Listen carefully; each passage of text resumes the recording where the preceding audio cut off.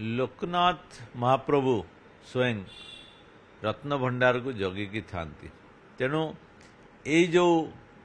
पद्धति एवं प्रक्रिया अच्छी से लोकनाथ को पूजा करी ये काम आरंभ हो। द्वितीय कथा हूँ द्वितीय प्रस्ताव आसिला जे यही रत्न भंडार खोलिबा पर्यंत समस्त सदस्य आमिष खाद्य खाइबे नहीं एवं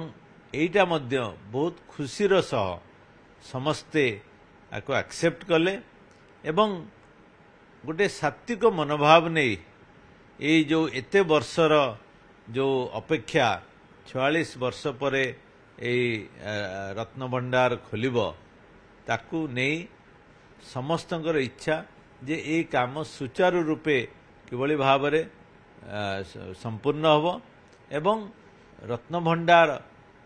भगवान को कृपारू जो समय धार्य करा जायछि सरकार को अनुमोदन पाइला परे सेटा खोला जिवो एवं सेथिरे समस्त जानिचंती ये सबु महाप्रभु इच्छा लीला तांकरी किंतु आमे कमिटी सदस्य हिसाब रे चेष्टा करिबा जे जो कार्य दिया जायछि